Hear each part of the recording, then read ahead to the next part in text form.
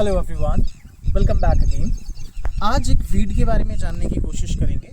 बहुत important discussion है ये और हम बायोलॉजी में भी इसकी बात करते हैं। देखो चारों तरफ फैली हुई है। मैं एक बार पहले आपको दिखा देता हूँ। हम अलवर में हैं इस टाइम, आज घूमने के लिए आए हुए थे तो यहाँ ये दिखी तो मैं आपको बता देता हूँ।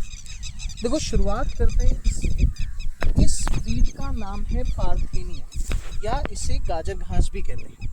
वैसे तो इसे जो है बिना ग्लव्स पहने टच करना नहीं चाहिए। क्यों नहीं टच करना चाहिए मैं आपको भी बताता हूँ, बट आप एक बार देख लो कि कितना बड़ा खेत है और पूरे के पूरे खेत के अंदर जो है ये गाजर घास फैली हुई है।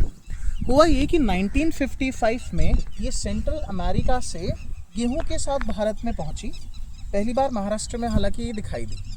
इसकी समस्या पता है क्या है? इसकी समस्या ये है कि जो एक प्लांट है ये इतने सीड प्रोड्यूस करता है, मतलब थाउजेंड्स के अमाउंट में सीड प्रोड्यूस करता है। जिस भी जगह ये हो गई, जिस भी खेत में हो गई, फिर ये बहुत ज़्यादा फैलती है। चलो फैलने से भी समझ में आता है कि ठीक है, अगर नुकसान ना करे तो कोई बात भी नहीं है, ठीक है, प्लांट है ये, ऐसे कुछ लोग कह भी सकते हैं। लेकिन हमें समझने की बात यह है कि इसमें केमिकल पाया जाता है जिसका नाम है पार्थेनिन। ये केमिकल क्या करता है? ये केमिकल एलर्जी कॉज करता है, रेस्पिरेटरी प्रॉब्लम्स कॉज करता है, मतलब एस्थमा जैसी प्रॉब्लम्स कॉज करता है ये केमिकल। अगर आप इसे डायरेक्टली इसको टच करते हैं या आपके टच में आए तो इरिटेशन कॉज करेगा, है ना, आपको गले की प्रॉब्लम करेगा, लंग्स की प्रॉब्लम करेगा। एनिमल्स इसे खाते नहीं है। जैसे मैं आपको दिखा दूँ, यहाँ भैंस चल रही है ना, मतलब ये कुछ चरवाहे अपने जानवरों को लेके आए हुए हैं, पशुओं को, तो वे चर रहे हैं। अगर आप आगे से, मतलब अभी तो मैं खैर क्लोज व्यू ले नहीं रहा, लेकिन अगर आप लेंगे ना तो आप देखेंगे कि गाय भैंस मतलब कोई इसे ऑर्गेनिज्म कंज्यूम करता नहीं है। रीज़न इसलिए है इसका कि अगर ये मान लीजिए चली भी जाए, मान लो कोई अपनी जो है चारा काट रहा है, उसके साथ ये कट भी जाए और ये एनिमल्स इसे खा लें तो एनिमल्स को भी बहुत प्रॉब्लम होती है, उनके लिवर को डैमेज करती है। प्लस अगर दुधारू पशु, मतलब जो दूध दे रहे हैं पशु, वो इसे कंज्यूम कर लें तो उनकी दूध की अमाउंट घट जाती है। भारत सरकार ने कई तरीके अपनाए हैं इसको ख़त्म करने के लिए। बहुत सारे वीडीसाइड्स का भी यूज़ होता है जिनको लोग अपने खेतों में छिड़कते हैं जिससे ख़त्म हो सके।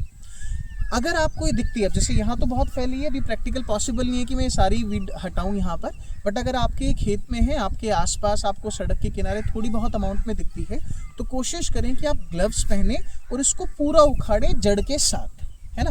फिर आप इसे चाहे जला दें चाहे मिट्टी में दबा दें, जैसे आपको ठीक लगे आप उस हिसाब से करें। बहुत ज़्यादा इन्वेजिव वीड है, जहाँ एक बार लग गई वहाँ ये पूरी की पूरी खराब, मतलब पूरे के पूरे खेत को खराब करती है। सबसे इम्पॉर्टेंट बात, ये सॉइल फर्टिलिटी को डिक्रीज करती है। जो सॉइल की फर्टिलिटी है, मिट्टी की जो उपजाऊपन है, उसको ख़त्म करती है और जो नॉर्मल वहाँ पे क्रॉप होनी है ना, वो क्रॉप नहीं होती। So this is called parthenium. In Hindi we call it as a gajar ghas. इसे हिंदी में गाजर घास कहते हैं। ये इंडिया की नेटिव नहीं है, सेंट्रल अमेरिका से लाई है और आज ये इतनी फैल गई है। देखिए मैंने आपको बताया 1955 में for the first time Maharashtra में देखी गई। आज आप इसे पूरे भारत में देख सकते हैं, है ना, उत्तर प्रदेश में देख सकते हैं। I myself belongs to Meerut, Uttar Pradesh, and then Delhi में भी बहुत ज़्यादा दिखाई देती है ये। और अब मैं अलवर में हूँ, राजस्थान में। देखिए आप चारों तरफ देखिए कितना स्वर्ग हो रखा है इस टाइम, कितना सुंदर है ना। चारों तरफ यहाँ प्लांट्स ही प्लांट्स हैं। आज मैं भी जो है अपनी घूमने आया था अपने इस वाहन के साथ, मेरी प्यारी टीवीएस रोनिन। खैर तो यहाँ ये देखने को मिली और खेतों में फैली हुई है। किसानों को पता ही नहीं है कि एग्जैक्टली ये है क्या, और यही ग्रो कर रही है यहाँ पे। तो अवेयरनेस क्रिएट करें, देखिए, और जो है जहाँ ये दिखे इसको उखाड़ के फेंक दें। So with this, thank you so much everyone. Will see you now in the next video. Till the time, जय हिंद।